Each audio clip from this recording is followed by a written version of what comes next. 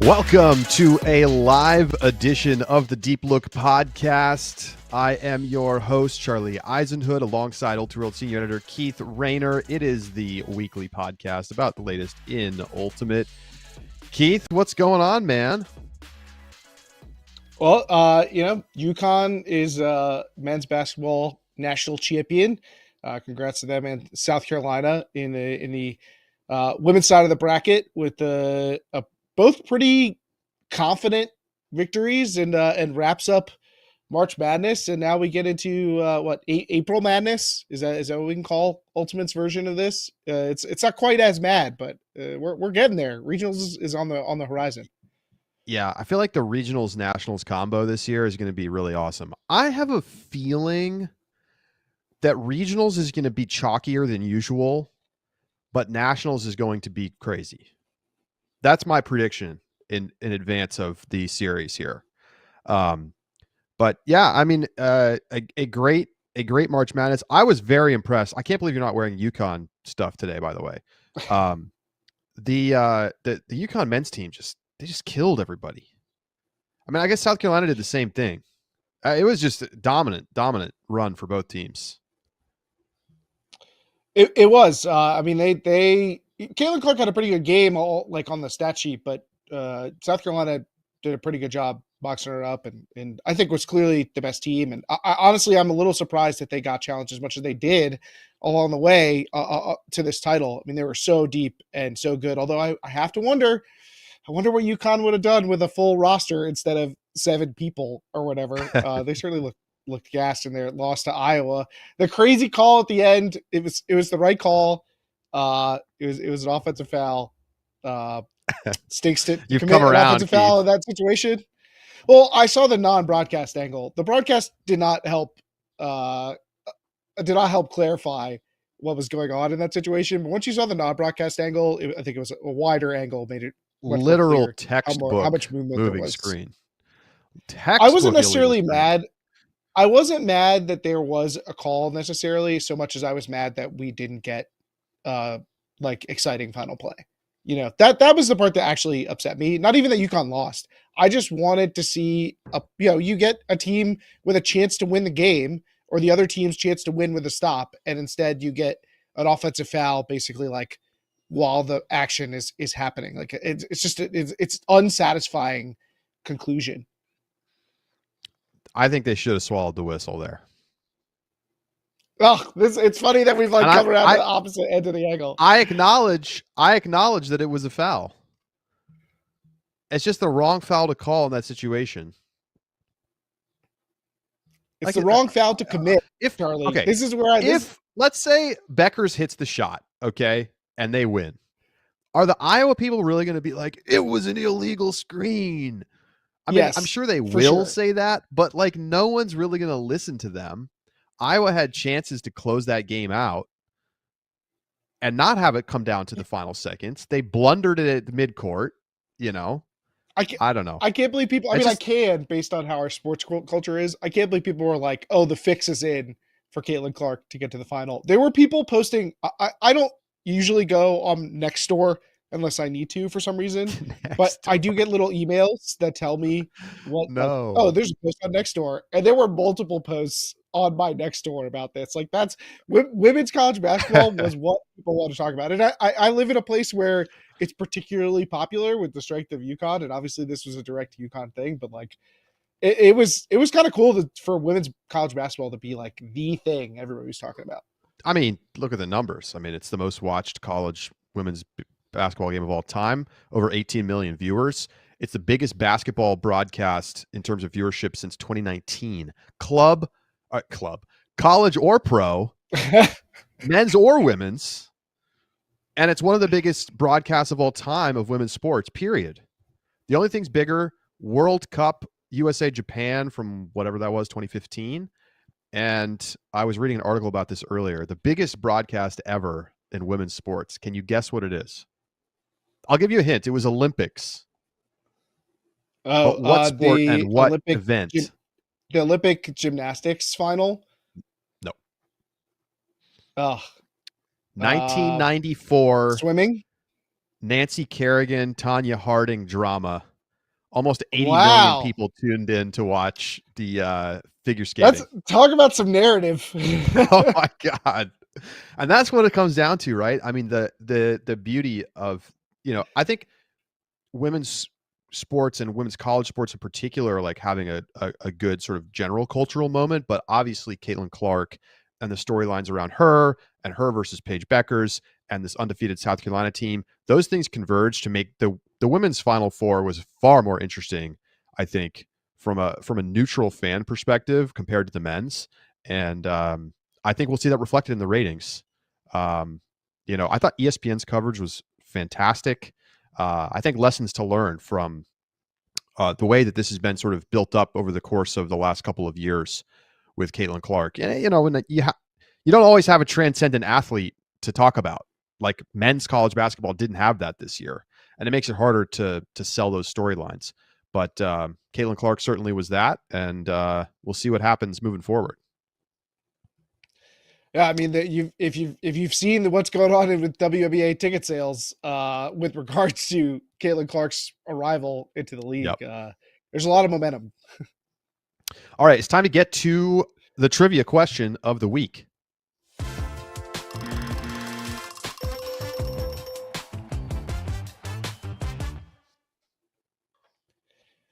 All right, speaking of dominance in women's college sports, we're going to talk a lot about bids today.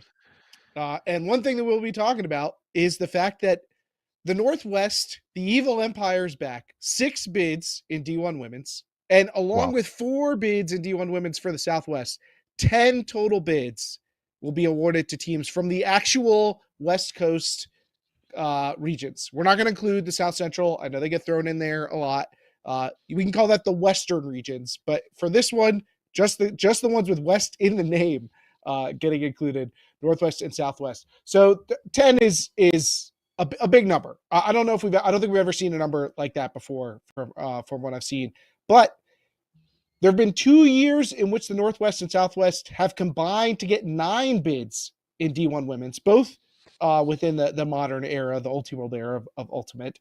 Charlie, do you think you can name the 2 years when the Northwest and Southwest had 9 bids combined in D1 Oh my women's? gosh.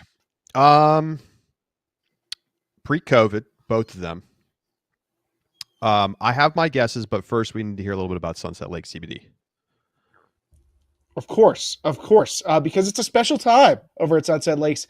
April 20th is coming, and that's a bit of a holiday over at our friend Sunset Lakes offices. And what better way to celebrate a holiday than to share? Right now, they are sharing a 30% discount on everything at sunsetlakecbd.com if you use the coupon code 420. If you spend over $100, you get a free jar of 20 Vibe gummies too.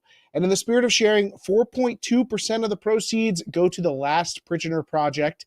Last year, Sunset Lakes helped raise over $22,000 for cannabis criminal justice reform. Our editor, Lindsay Sue, said that they recently tried the CBD fudge product that Sunset Lakes provided to us. Sue likes using CBD's anti-inflammatory properties and to help mellow out some anxiety, and it also helps when it tastes like a delicious treat. Now, you can get their fudge or other products like I've had gummy the fudge candies at sunsetlakecbd.com. What do you think of the fudge, Charlie? It's good fudge. It legitimately is good fudge. It goes a long way.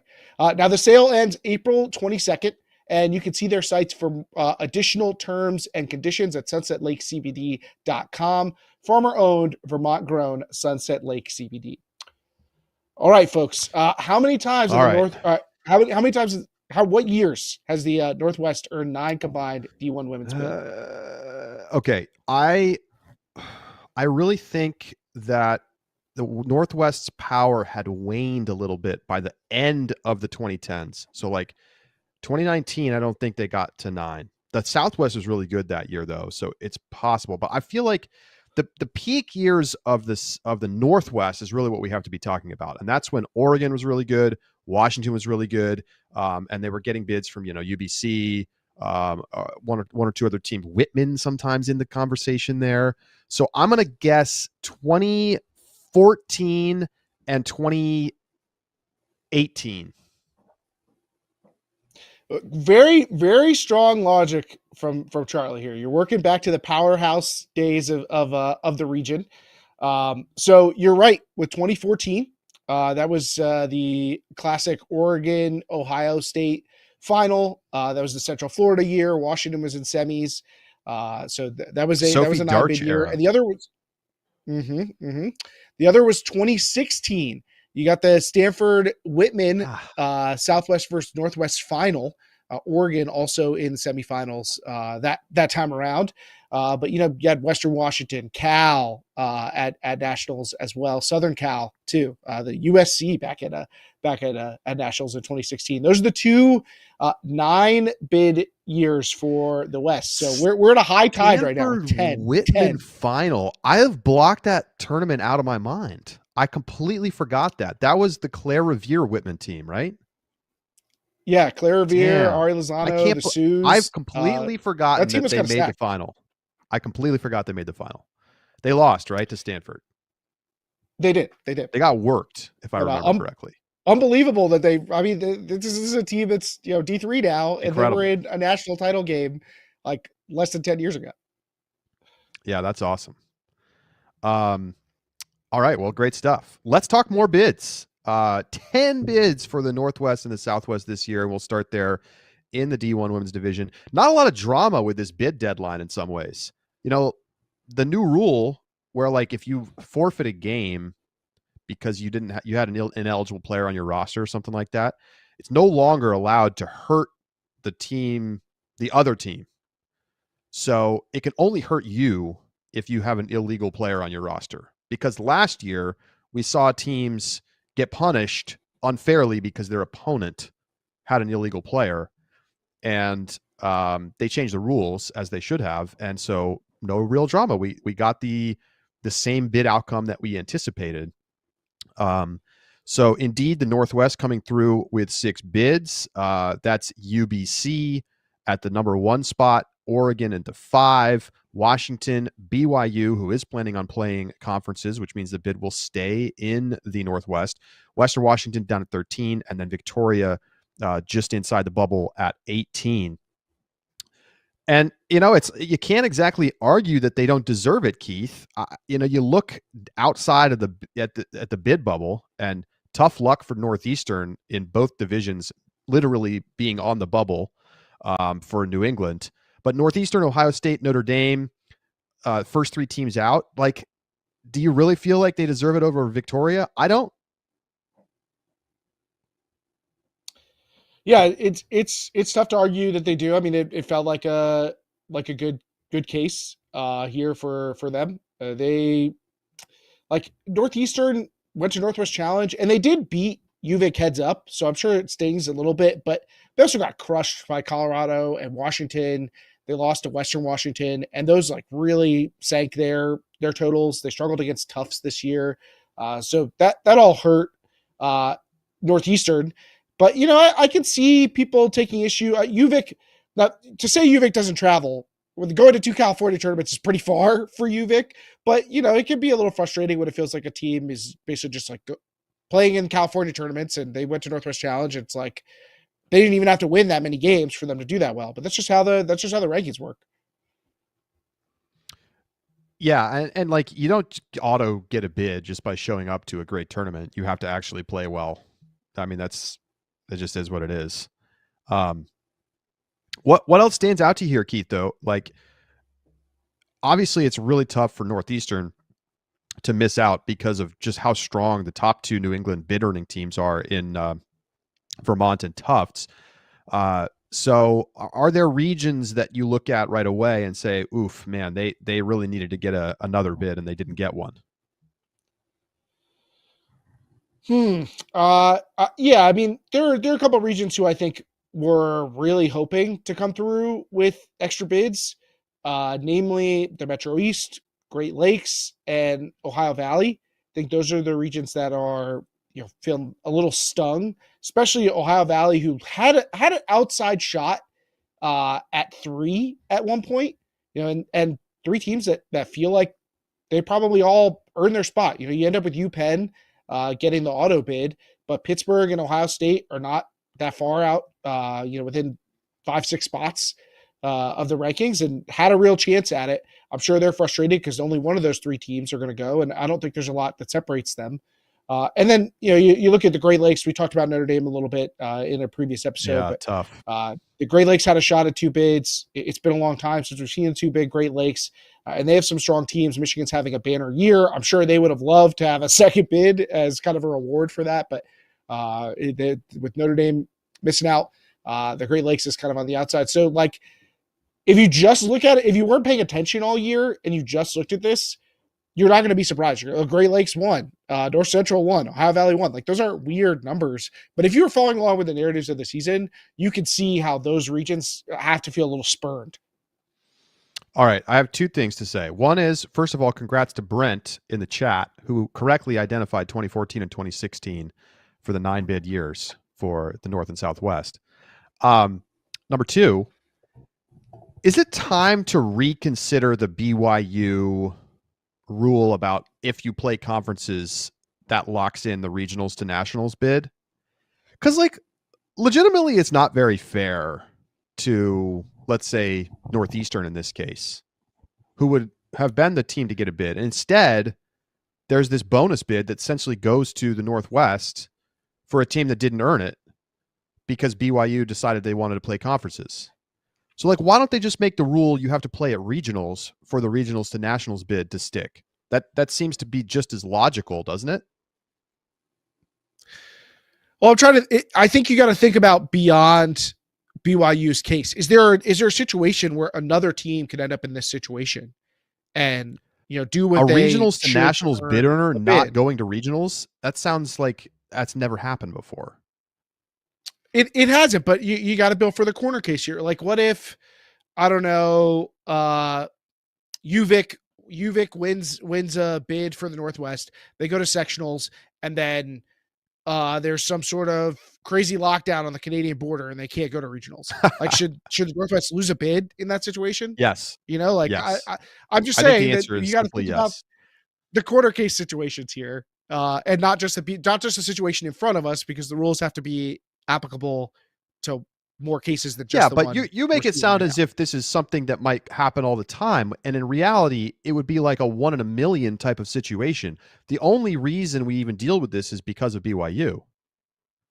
It's And it probably just true. feels like their whim of whether or not they want to play at conferences, which they should have the option to do whether they want to or not. I totally understand it from their perspective, but, like, they shouldn't have this outsized influence on the nationals teams. Like, if they're not going to go all the way through and play, obviously they want to. And as you know, like, I think the women's team has an opportunity, at least in theory, to actually get to nationals, which would be really cool if they could make it happen. Um, but in the absence of them actually playing at regionals, I don't think that bid should stick around, because otherwise it's just like, it feels like we just have to wait to see what BYU is going to do to figure out who should get the bid. And why should the Northwest constantly get to benefit from this when other regions lose out on more deserving teams? It just doesn't make sense to me. I agree with that. I mean, I think that the current situation does feel unfair. That I'm sure BYU would be like, well, duh, it's real unfair to us. You want to talk about who's losing out? Yeah. It's you could have that debate as much And as you want. I'm, But I'm I agree that sympathetic to their if there's a cause. team that we know is not going to make use of their bid, it does feel a little silly to keep giving it to just some other team in their region. Like right now, yeah, it feels like the Northwest is fine. But what if, like, what if the Northwest wasn't that good and BYU was just bringing home a second bid? Like Exactly. it would feel pretty bad. So I'm with you Like there. Utah is the next best team in the Northwest by quite a ways, and they're probably going to get to go to nationals because BYU decided to play. And not that Utah's a bad team; they're a solid team, but like Northeastern outplayed them, and they should be the ones who should have the chance to go earn it at New England. I think that just makes sense. So we'll see. Maybe USAU will change this in the future. Obviously we're talking about a marginal team here, right? It's going to be probably the 16th seed in nationals. Well, no, not with the Metro East. You said the Metro East trying to get 2 bids. They didn't even have a team close to getting a bid in the top 20, Keith. I mean, but they were certainly thinking about it at the beginning of the year. I know. Top ranked team in Metro East Women's, University of Connecticut, baby. Is that true? I thought it was Binghamton. Did Bing end up taking it? That was the last time I looked at Frisbee rankings. I guess I haven't looked at it since the actual rankings came out. Bing takes the top spot, Keith, at 41 in the rankings. some post roster verification shenanigans. That's what I say. The fix is in. Let's move on to the men's division.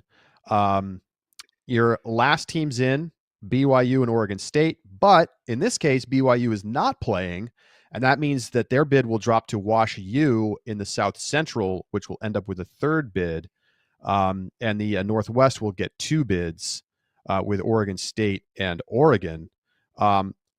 Certainly a much more balanced set of bids. No region with more than 3 bids. New England gets 3, and then a bunch of regions with 2. And then the Great Lakes and the Metro East each with just 1. Really tough year for the Metro East. The bid earner is SUNY Buffalo, down at 90 in the rankings. Kind of a brutal season for the Metro East. But overall, it's going to be competitive landscape. I love it when regions have more than 1 bid because it just makes for more interesting backdoor bracket conversations. If you lose the final, you drop into that next game. Can you win in that game to go? Even really good teams often find themselves on the wrong side of things, Keith, at regionals. Right. I mean, the Northwest getting 2 bids was like one of the number one things I wanted to see happen in the men's division, because if they go in with 1 bid and it's kind of like everyone versus Oregon, I'm betting on Oregon there, and that's not that interesting. Yep. But now we got the 2, and so who's taking it? Are people buying on Oregon State? Or are we going to go to old reliable team like Washington? Maybe my team of destiny that really hasn't panned out, UBC. Maybe you're big on rookies. You want to see Utah in. Maybe you're big on Hoffman's. You want to see Utah State in. Like, there are a lot of compelling teams that could win their way into this. And you know what I love is that Wash U gets a bid because they went out to Huck Finn and won the tournament, and won by big margins in many cases against teams in the 40s to 60s. And like, they had to earn it the hard way. So I think it's really cool to see a team get rewarded for going out and winning a late season tournament like that. Yeah, I think it is too. We got some comments from McGill. I mean, we kind of targeted them last time that we talked about bids and said that they should have gone to a better tournament. We got some comments on I think Instagram from McGill folks saying, like, we didn't choose to not go to Easterns. Like, they don't let us into the good tournaments. So I'll give some platform to them to defend themselves, because I'm sure that they're frustrated that they ended up, they dropped 10 spots. They ended up in the 25th spot. Them and Northeastern, a tough 3 New England teams right within bid earning range, and all of them come up short. So I'm sure that they're feeling like, hey, we're the ones that lost out, so the Northwest could get that extra bid. I guess, but if you win 13-12 over Dartmouth, who's ranked 90th, you didn't do enough. I mean, I think it's straightforward. Yeah, I don't like I don't Wash really U did the reverse, right? They went out and won by big margins against those kinds of teams, and McGill didn't. And I say what you want about the fairness of qualifiers and stuff. It's hard. You don't get a bid until you kind of prove yourself. It's not like they had a bad season. And hey, McGill could still go out and take a bid at regionals. Yeah, and they're in a tough spot to travel, but they're just not the only team in that situation. So like, I don't feel that bad. You know, they lost a lot of points on that Dartmouth game and beating UConn 13-9. Like, you got to do better than that. Yeah, exactly. But overall, I think should be a really interesting year. AC, as always, like kind of has like a bunch of decent teams, but they don't really. None of those other teams behind UNC and NC State able to climb up into that bid earning territory. Does NC State hold on to that bid, you think, Keith? There's a lot of teams gunning for that spot. Yeah, I think they've looked fairly convincing down the line to me. But it's also just hard to peg which team feels like the challenger. Like there are warts with all of South Carolina and Wilmington and UNC Charlotte down that list. So they definitely feel like the most likely, and maybe by a decent bit. Well, there's going to be really interesting. I mean, New England gets 3 bids, and then you have Northeastern, Tufts, and McGill all right there, just outside of the bid range. So the battle for that, those second and third bids could be pretty interesting. But of course, the bid earning teams are all very good and inside the top 10 in Massachusetts, Vermont, and Brown. Then you've got intrigue in the Southwest with a bunch of teams up near the cutoff, kind of trying to hunt down Cal for that second bid. The Northwest, as you mentioned, going to be really interesting for that second bid, and the AC. So, should be a fun, exciting regionals weekend. We're going to have live coverage at regionals with multiple regions represented in both individual streams and a field pass. More details to come, but that's going to be so much fun. Sunday, we don't have a true Super Sunday because there's 2 weekends of regionals. But I think it's 6 regions plus the Ohio Valley women's on the first weekend of regionals. And then the other 3 plus OV men's on the second weekend, with the caveat that we could have a rain out for one of those other regionals weekends.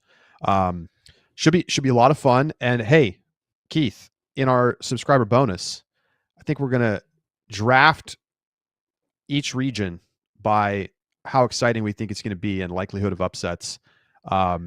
So join us for that in our Out the Back segment. That'll be live in Discord immediately following this live show right here on YouTube.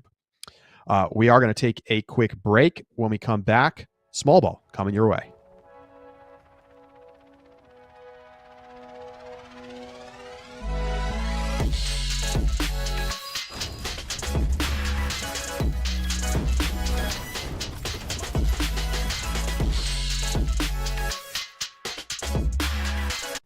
Heads up, Breakmark now has sublimated 5-panel hat. You can get the hat and their famous reversible free with the purchase of one of their 3-piece team bundles, starting at just $85. Get all the details at breakmark.com.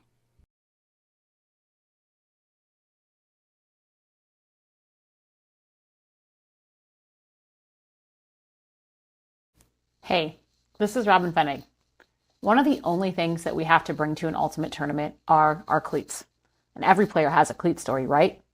Mine took place in 2022 when Noyes slayed our regional rival Dragon Thrust on Universe Point in a rainy semifinal at the USA Ultimate Club Championships.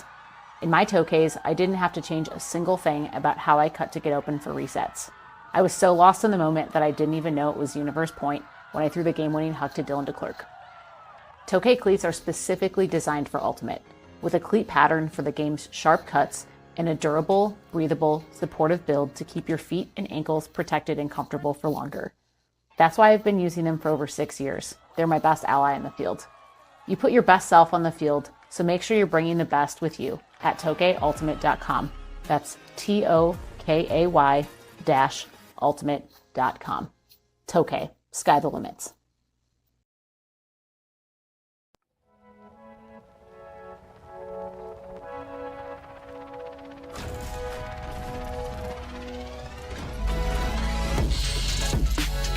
Welcome back. Hey, this is Robin Fennig. And psych. We're actually back. Welcome back to Deep Look. Keith, it's time to play a little small ball. We got a bunch to get to. What's up first? We got to talk about two teams that were championship favorites in the PUL facing off in week 1, the big opener for the Premier Ultimate League this year. Washington, DC Shadow and Raleigh Radiance. DC traveled to Raleigh and they took a W and maybe a bit more than that. They took home some pride in a big blowout win over Raleigh.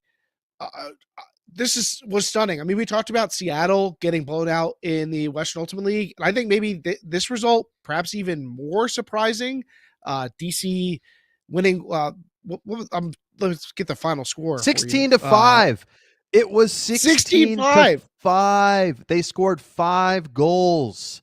This is an embarrassment. It was 6-3 at the half. Worst game in Radiance history. There's no question about it. I don't understand. I don't know how it's possible to only score 5 goals with a team that talented. That's Detroit Mechanics kind of things. I mean, that's a disaster. Mechanics Minute is back. I don't understand it. It's not a great sign. I mean, there's no way Raleigh's actually 11 points worse than DC. I mean, we just watched them beat that same team last year, and I know there's like a little bit of personnel changes, but my goodness, to get just crushed at home like that, really just brutal. Yeah, I mean, it was a bit windy. They're running open lines. First game back, but some of that's probably true for at least 2 of those things are true for DC as well. And as Christian Pajunas puts out in the chat, 2 scoreless quarters, 2 quarters separately that Raleigh failed to even record a single goal. It's just not how you want to start off your season at home. I mean, you only get a couple of home games all year. I'm surprised to see them kind of coast into it. Just not the way they want to start the season. And, I said I picked DC to win this game and Raleigh to win the title because, to run it back from last year. I can't say I'm not worried based on what I just witnessed. Yeah, I mean, Raleigh, to be fair, never looked that sharp last year until championship weekend. So there is something to say about like their building, their developing player, but to only score 5 goals at home is just an absolute nightmare. I mean, it's like go back to the drawing board. Like coaches need to rethink how they're like running their lines out there. There's no way they're this bad, but it's a nice start for DC to go on the road and not only win, but win going away. Is just wild. I mean, who would have guessed that Raleigh would be the lowest scoring team by a margin in this week 1? Yeah, where multiple other teams from the bottom of the power rankings were also competing. Indy Red beats Nashville and Austin beats Atlanta. But the result everybody's going to be looking at is this blowout win for DC. I mean, Cameron Groom had 4 goals. It's almost as many as Raleigh altogether. This would be a great time if there were betting markets to put some money on Raleigh to win the title, because the roster's good enough, and like the overreaction here is going to be pretty intense. But I mean, that's got to be one of the worst home opener results that I've ever seen in a pro ultimate game from a team this good. It's one thing if you're a bad team, but if you're a good team to only score 5 at home and lose by 11, yikes! They got tripled up, Keith. Tough outing. What's next in small ball? Is it as tough an outing as the Portland Nitro owners hitting the exits? Portland Nitro gets sold to new owners. The previous ownership was just a disaster, to be honest. I mean, we were talking earlier a couple weeks ago about how there was a jersey or t-shirt company in Portland that was like hounding the Nitro on Instagram for the $8,000 they owed them that was like 9 months overdue, and they were getting ready to take to court. This ownership group was basically barred from the Western Ultimate League for running a Portland team. They were just terrible. So they find new owners. I think it's a good thing. I'm getting the names right now. Darcy Fredericks and Bill Freeman have taken over. They've been playing Ultimate for almost 30 years and they met each other playing at University of Minnesota in 1997. Freeman has actually been involved in operations for pro sports for the NHL's Minnesota Wild. And so, we'll see what happens with this franchise. I mean, it can't get worse. Don't say that. Don't say that. You're mostly right. Like this was I think that in sports, people are apt to, let go of leaders without an actual quality replacement. But like, this is what you got to get out from what was happening and get some new faces in there. So I'm definitely glad for that. I hope that they can help revitalize the semi-pro scene in Portland because it's in dire straits. But there's obviously a ton of talent in the area and a lot of like reason to be optimistic about the future of what Oregon Ultimate is going to look like, and Portland Ultimate too. So I hope that they can harness some of that because it seemed like the community is interested. Just the leadership was not there. Yep. We'll see what happens there. Maybe they can get a little more buy-in from their players, and stop basement dwelling, even though they should be a near the top team in the West. What's next, Keith? What do you think? Are we gonna get? Maybe we'll get a rebrand. Maybe that's the Portland semi-pro model is rebrand. Not like this Nitro brand has been all that profitable or anything. Next up, we have another HSNI qualifier, another key high school tournament, the River Campus Classic, which just took place this past weekend. Jackson Reed gets a win in the boys division. Although the team that a lot of people have been talking about is the Liberal Arts and Science Academy, LASA, out of Texas, who reached the final. And in the girls division, Jackson Reed running it back. So they take down both sides of the River Campus Classic. The sweep. The Jackson Reed girls earned an HSNI bid with their win. The Jackson Reed boys had already been given a bid after they finished second at EULA, which is a stronger tournament overall. They lost to Jordan there in the final. Jordan had already earned a bid, so they got the bid that dropped down to them. And the same thing has happened here. LASA, it was determined that they are going to get the auto bid from the River Campus Classic. And so the back-to-back Texas State champs who put in the effort to go out to an HSNI qualifier have a great weekend. They beat West Jessamine, another top 25 team. They were number 14 going into the weekend. They get that win. They dominate lower level competition, and they do lose pretty soundly in the final, 12-7.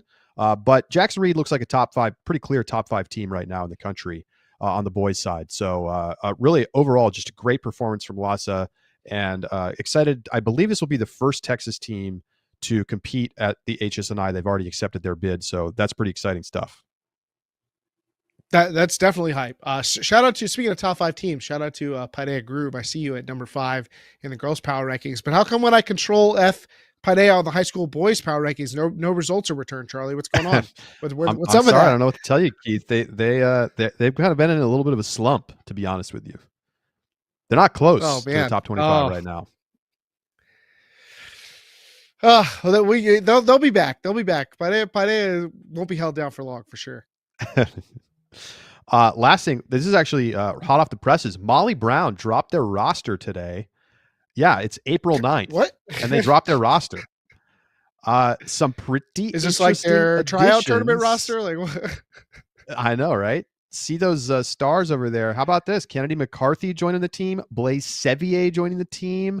A lot of continuity from the past. Andy Loveset and Bob Cryer coaching. I don't know, Keith. This looks like a team that could maybe make another run to a title.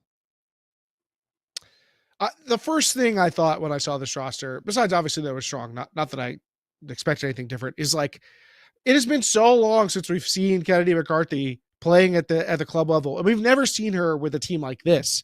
So this is really exciting for me. I want to see how McCarthy fits in at this elite level. Like, has been so hyper productive in college and brings a lot of tools. Already has elite club experience. I mean, remember when she was like like a She was freshman carrying in Siege. college and was just carrying Siege, was dominating the stat sheets at nationals. So like has club bona fides, but it's a little bit of a different thing when you're on a team expected to compete for a title. So excited to see where she's at in that.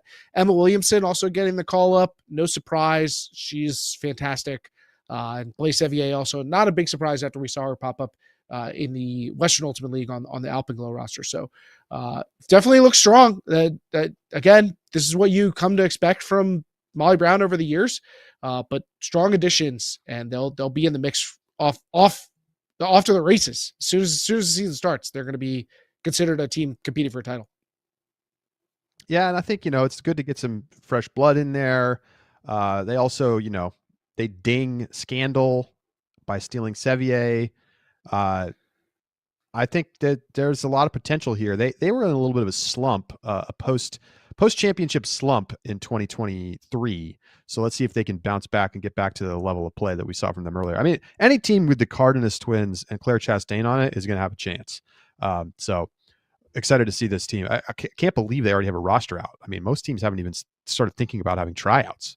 So time to get to the question of the week. What do we got, Keith? So this question of the week comes in from JD. If you want to ask a question of the week, you can, of course, reach out to us on any of our social media channels or email. But the best way, Discord. Get in the Discord if you are a subscriber. Now, I'm going to paraphrase JD's question just to simplify it a little bit. But basically, JD was asking about some of the non-traditional athletic skills. You think about speed, jumping, explosiveness, quickness, like those are traditional athletic skills, but there are players in Ultimate who could be really effective with other types of tools.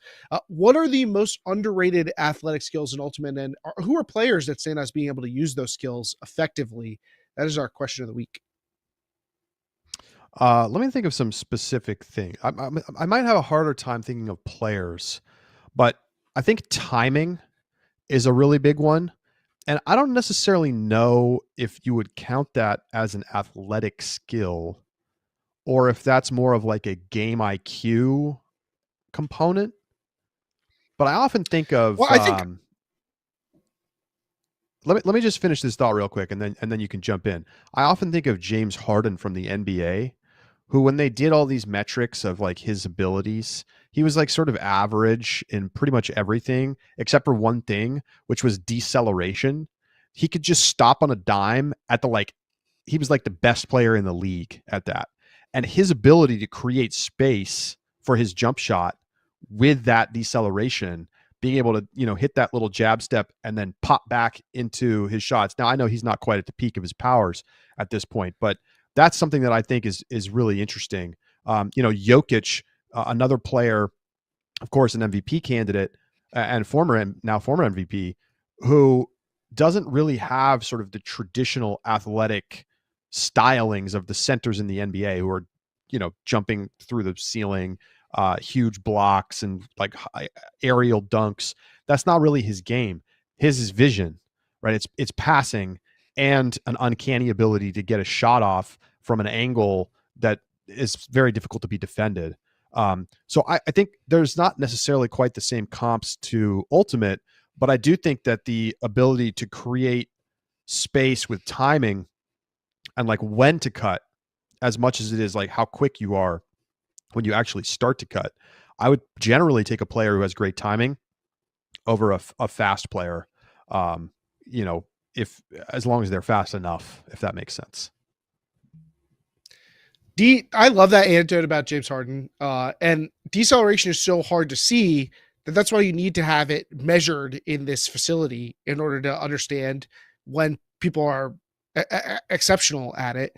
I wonder who we would find out in Ultimate has elite deceleration. I think you would find out it is a lot of the goal scorers. I think you'd find out that, Simon Carapella or, Kristen Reed or somebody like that are these people who are really good at getting open in small spaces, that they're good at decelerating and paired that with their acceleration.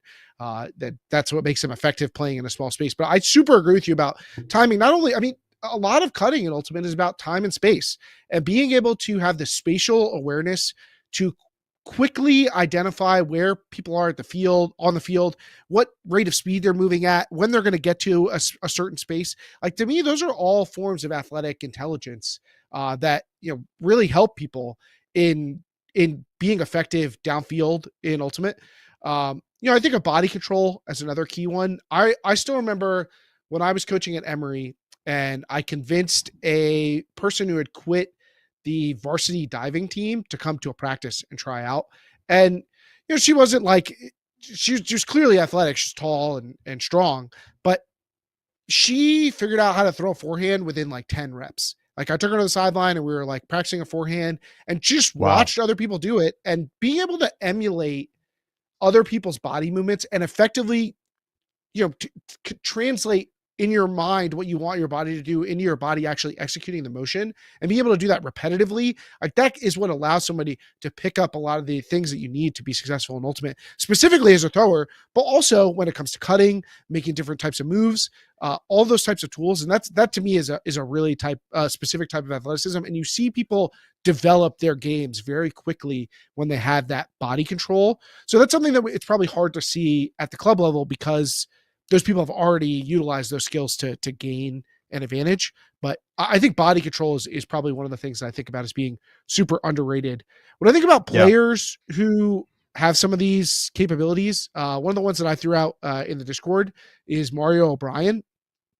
He's not somebody who has, I think, a lot of the traditional athletic traits, but he gets open so easily. And it's because he has a great sense of timing. He has a great sense of spacing. He's not even someone who I would really say necessarily has like tremendous body control. He has kind of funky form, to be honest. But he's so good at maximizing a space and catching defenses off guard and timing himself up with his teammates. It makes him a really great offensive engine, despite not being like someone who's exceptional, I think, at some of those traditional athletic metrics. I think if we could combo these things into one category, it would probably be proprioception, which is basically your ability to know where your body is and sense kind of movement and location of your body in space. And that's distinct, I guess, from timing, but I think it's a really important skill in Ultimate.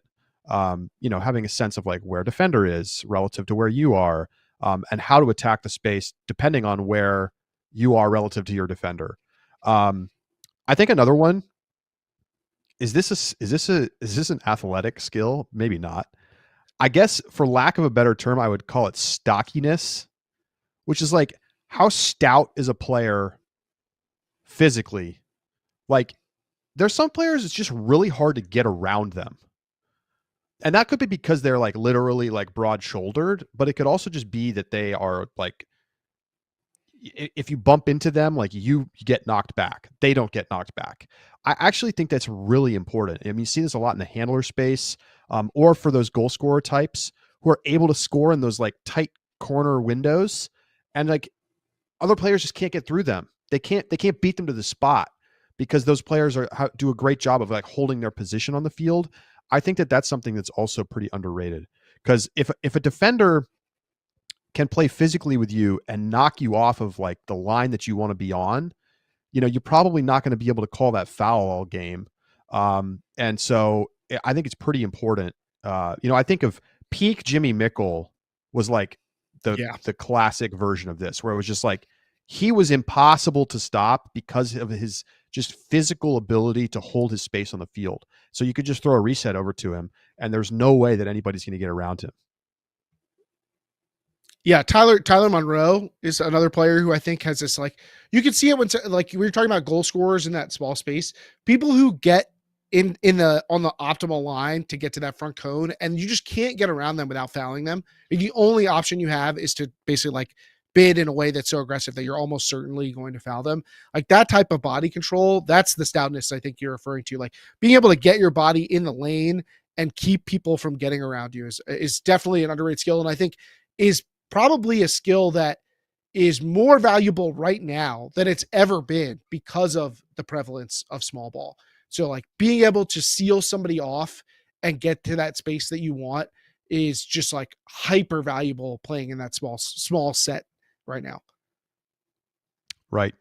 All right. Well, that's going to do it for today's show. Thank you so much for tuning in. Obviously, we've got a lot more coverage of the college postseason coming your way. Good luck to all of the teams heading out to conferences this weekend and next. Regionals coming very soon. And don't miss our Out the Back subscriber-only bonus segment where we talk about we're going to draft the best regions in terms of spice factor. It's coming up right after this live in our Discord. For Keith Rayner, I'm Charlie Eisenhood saying so long, and we'll talk to you next week right here, 12 p.m. Eastern, Tuesday on Deep Look.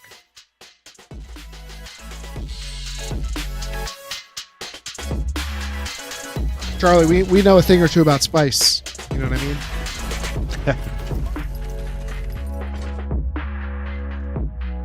Mouth's still on fire.